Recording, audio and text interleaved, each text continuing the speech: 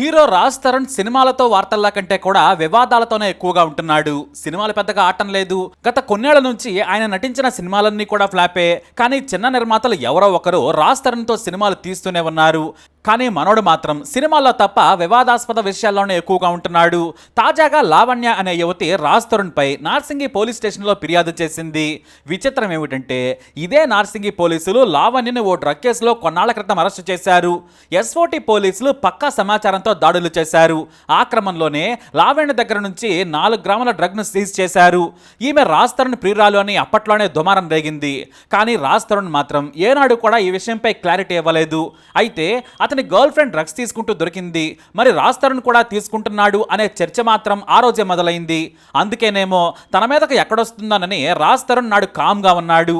అయితే ఇప్పుడు బెయిల్ మీద బయటకు వచ్చింది లావణ్య. తాను బెయిల్ మీద నుంచి బయటకు వచ్చిన తర్వాత రాజ్ తరుణ్తో ప్రేమను కొనసాగించేందుకు తెగ ప్రయత్నాలు చేసింది. కానీ రాజ్ తరుణ్ మాత్రం ఆమెను దూరం పెడుతూ వచ్చాడట. అంతకుముందే ఆమెకు బ్రేకప్ కూడా చెప్పాడని, ఇద్దరి మధ్య గొడవలు కూడా జరుగుతున్నాయనే వార్తలు కూడా వచ్చాయి. కానీ ఇప్పుడు డ్రగ్ కేసులో అరెస్ట్ అయి బెయిల్ మీద బయటకు వచ్చిన తర్వాత లావణ్య ఇదే నార్సింగ్ పోలీసులకు హీరో రాజ్ తరుణ్ పై ఫిర్యాదు చేసింది.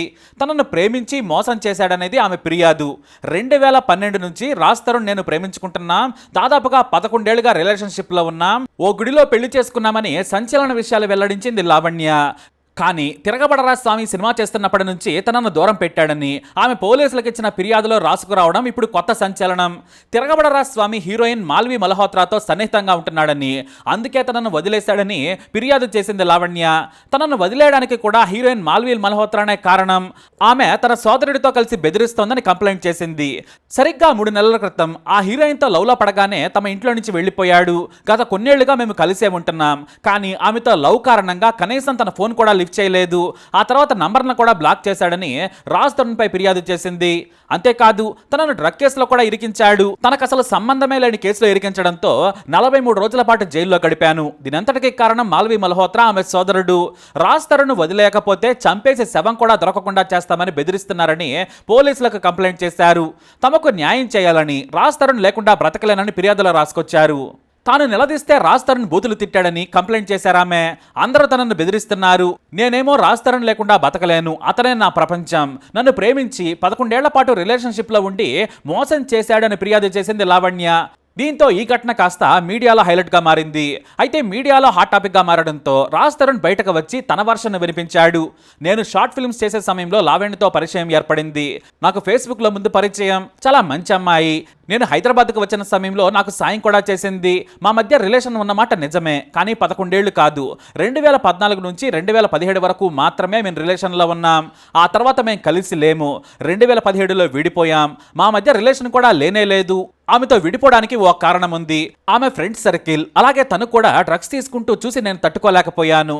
నేను వద్దని ఎన్నోసార్లు చెప్పాను. నేను గదికి వెళ్లే సమయానికే ఆమె డ్రగ్తో మునిగి తేలి ఉంటుంది. అందుకని నేను వదిలేస్తానన్నాను. అవునండి. ఇప్పుడు మీ ఫ్లాట్ లో ఆమె ఉందనేది అవునండి, నిజం అండి. మీరు ఎందుకు ఫ్లాట్ వదిలేశారండి? నేను ఫ్లాట్ వదలలేదండి. ఆమెకి డ్రగ్స్ అలవాటు, ఆమె చుట్టూ ఉండే మనుషులు వీళ్ళందరూ కూడా చాలా చెత్త.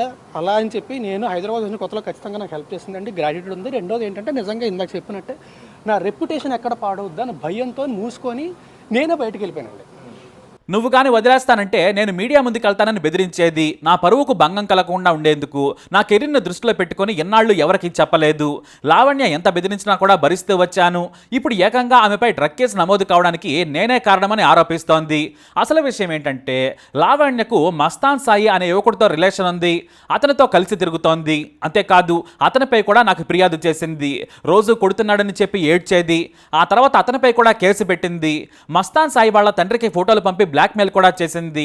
ఆ కేసు కూడా నడుస్తోంది. నన్ను మస్తాన్ సాయి పెళ్లి చేసుకోవడం లేదని కూడా కేసు పెట్టింది. దానిపై ఎఫ్ఐఆర్ కూడా నమోదైందని ఆధారాలు చూపిస్తున్నాడు రాజ్ తరుణ్. ఇక ఎంత జరిగినా కూడా అతడితో కలిసి నా ఇంట్లోనే కొన్నాళ్ల పాటు ఉంది. ఆ తర్వాత నేను బయటకు వచ్చేసాను. ఇక ఇప్పుడు పెళ్ళైందని చెబుతోంది. నాకు ఆమెకు అసలు పెళ్లి కాలేదు. నా మీదే కాదు, ఆమె బాయ్ ఫ్రెండ్ పైన కేసు పెట్టింది. తండ్రిని బ్లాక్మెయిల్ చేసింది. ఒకప్పుడు నిజంగానే పెళ్లి చేసుకోవాలనుకున్నాను, కానీ ఆమెకు డ్రగ్స్ అలవాటు చూసి నేను దూరం అయ్యాను. ఇంకో విషయం ఏంటంటే నేను జీవితంలో పెళ్లి చేసుకోకూడదని ఎప్పుడో నిర్ణయం తీసుకున్నాను. నాకు అసలు పెళ్లి ఆలోచనే లేదు. టాలీవుడ్లో చాలా మంది నా ఫ్రెండ్స్కు కూడా తెలుసు. ఈ విషయం నేను లావణ్యకు కూడా చెప్పాను. ఇప్పుడు ఏకంగా ముంబైకి చెందిన హీరోయిన్తో నేను రిలేషన్షిప్లో ఉన్నానంటోంది. ఆమె సినిమా పూర్తి కాగానే వెళ్ళిపోయింది. ఆమె ఇప్పుడు ముంబైలో ఉంది. నేను ఎలా ఆమెతో సహజీవనం చేస్తాను? లావణ్యను ఇంట్లో నుంచి నేను పంపిస్తాననే భయంతో ఇదంతా చేస్తుందని ఆరోపించాడు రాజ్ తరుణ్. నేను ఆమె విషయాన్ని చాలా రోజులుగా భరిస్తున్నాను, కానీ నా వల్ల కావడం లేదు. లీగల్గా ప్రొసీడ్ అవుదామని నిర్ణయించుకున్నాను. ఈ విషయం తెలియగానే నా మీదే ముందు రివర్స్ కేసు పెట్టిందన్నాడు రాజ్ తరుణ్. నేను వీని కన్సల్టింగ్ లీగలీ బికాజ్ నా చుట్టుపక్కల ఉన్న వాళ్ళందరినీ ఆమె ఫోన్ చేసి ఇబ్బంది పెడుతుందని చెప్పి నేను లీగల్గా కన్సల్ట్ చేస్తున్నానండి. కన్సల్ట్ చేస్తున్న విషయం తనకు తెలిసి ఉంటుంది. నాకంటే ముందే తను స్టెప్ తీసుకుందాం అని చెప్పి తనకి లావణ్య ఇచ్చిన ఫిర్యాదుపై విచారణ చేస్తున్నామని నార్సింగ్ సీఏ హరికృష్ణారెడ్డి మీడియాకు తెలియజేశారు. రాజ్ తరుణ్తో పాటు మాల్వి మల్హోత్రా ఆమె బంధువులు తనను బెదిరిస్తున్నారని కంప్లైంట్ ఇచ్చారు లావణ్య. విచారణ చేసి ఆధారాలకు అనుగుణంగా చర్య తీసుకుంటామని చెప్పారు. ఈ విషయం ఇప్పుడు టాలీవుడ్లో హాట్ టాపిక్గా మారింది. తాజాగా లావణ్య ఒక మీడియా సంస్థకు ఇంటర్వ్యూ కూడా ఇచ్చారు. నన్ను రాజ్ తరుణ్ను విడదీస్తానని మాల్వి మల్హోత్రా బెదిరిస్తోంది. నన్ను చంపుతానని కూడా బెదిరిస్తోంది. నాకేమైనా జరిగితే బాధ్యత ఎవరిది అని లావణ్య అంటోంది. అందుకే తాను పోలీసులకు ఫిర్యాదు చేసినట్లు చెప్పింది.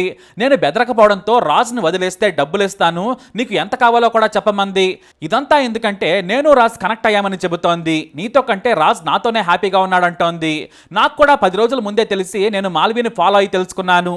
ఆమె వల్లనే రాజ్ తరుణ్ మారిపోయాడు. అసలు రాజ్ తరుణ్ ప్రవర్తన ఇది కాదు, నాతో ఎంతో క్రూయల్గా ప్రవర్తిస్తున్నాడని లావణ్య చెప్పుకొచ్చింది. నేను రాజ్ తరుణ్ రిలేషన్లో ఉన్న విషయం వారి పేరెంట్స్ కి గ్రాండ్ పేరెంట్స్ కి కూడా తెలుసు, కానీ మాల్వి వచ్చాకే నన్ను వదిలేశాడని చెబుతోంది లావణ్య.